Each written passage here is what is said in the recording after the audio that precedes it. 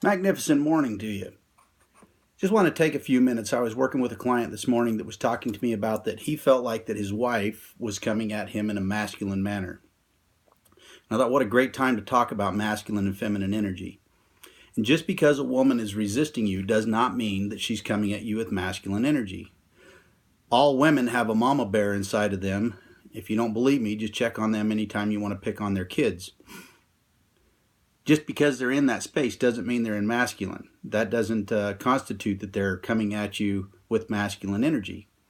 You need to look for some key indicators. For most of the time when a woman is communicating with you, she's either communicating with you out of an act of love or a cry for help. And if you'll take a moment and decipher what it is, you can really see where she's coming from. And kind of the adverse, when you're conversing with a man is usually communicating with you off of his character or values. And so if you challenge him on his answer, you're not challenging his answer, you're challenging his values. So if we can kind of get to where we understand some of these things a little bit better when we have conversations with our significant other, it could benefit us. Like for instance, if you stayed out a little too late at work, or you were running some errands and you got home late, what's a typical response you would get from your spouse? My illusion would be that she would ask you, where the heck have you been? What's going on? Some type of a question that most of the time puts a man in a defensive position. But if you were really to stop and think about it, why would she be asking you that question? If you were to think, well, if she's communicating out of an act of love or a cry for help, she could be saying, I love you so much, I was worried about you. If she's acting out of a cry for help, it could be, you know what? I've been here dealing with all of the things that I deal with during the day, and I really needed to feel important enough to someone, so important that you made sure that you were home on time, and because you didn't come home on time, I'm not feeling very important. If you took those two positions, your response would be vastly different.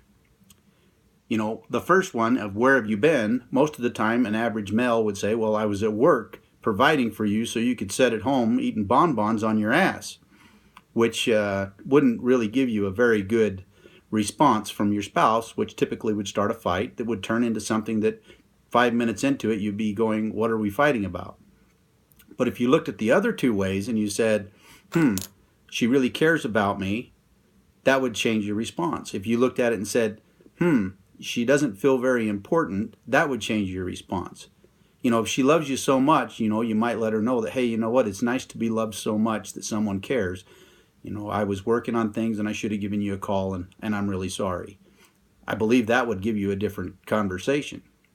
Or if you look at it that, she doesn't feel important, and you'd stop and say something to the effect of, you're the most important thing in the world to me, and to provide for you at the very highest level is important, and I was making sure I was doing that.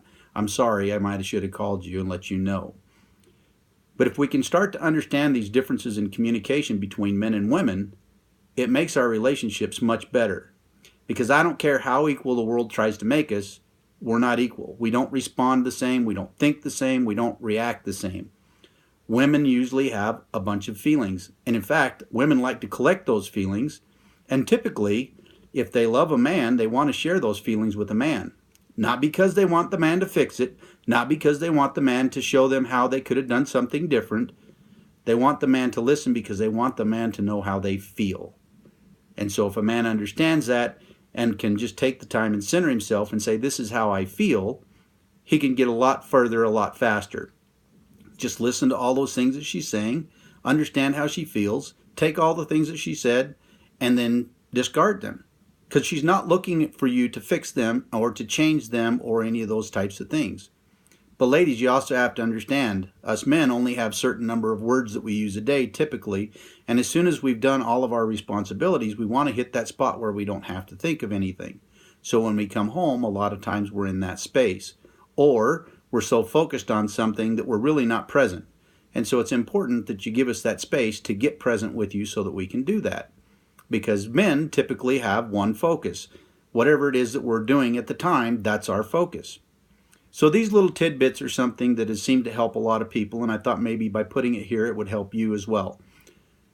If you have any further questions, feel free to reach out to us on our website, lifechoicescoaching.com, and be more than happy to answer them. But remember, You were blessed with that magnificent person in your life. Make sure that you're grateful for him every day. Have a blessed day and create spectacular.